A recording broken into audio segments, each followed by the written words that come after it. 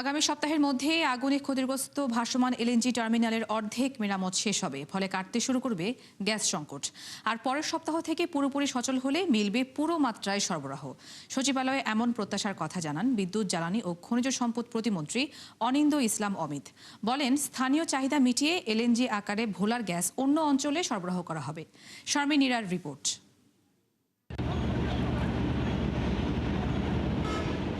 দেশে প্রতিদিন ৩৮০ কোটি ঘনফুট গ্যাসের চাহিদা থাকলেও সরবরাহ আছে ২৭০ কোটি ঘনফুটের, যার প্রায় অর্ধেক দেশীয় উৎপাদন আর বাকিটা আমদানি নির্ভর।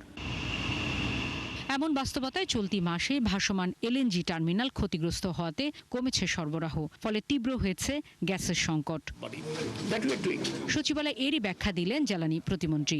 বড় ধরনের দুর্ঘটনায় সম্মুখীন হয় গত সপ্তাহে, যার ফলশ্রুতিতে ওই এফএসআরইউ থেকে আমরা তরলীকৃত গ্যাস এলএনজিকে আমরা গ্যাসিফাই করতে পারছি না, গ্যাসে রূপান্তর করে আমরা ন্যাশনাল গ্রিডে সাপ্লাই করতে পারছি না। সেক্ষেত্রে আমদানিকৃত এলএনজি যে সাপ্লাইটা ছিল তার ৫০% এই মুহূর্তে কিন্তু কম্প্রোমাইজড হয়ে গেছে। তবে আগামী সপ্তাহে ৫০% মেরামত শেষ হলে আংশিক, আর তারপরের সপ্তাহে পুরো সচল হলে সরবরাহ সংকট কেটে যাবে প্রত্যাশা প্রতিমন্ত্রীর। তাৎক্ষণিক আমরা সমাধান দিতে পারছি না, এটা আমাদের সীমাবদ্ধতা। আমরা এই জন্য বারংবার এটার জন্য দুঃখ প্রকাশ করছি, কিন্তু আমরা একেবারে 24/7 আমাদের টিম তাদের সাথে একান্তভাবে কাজ করছে।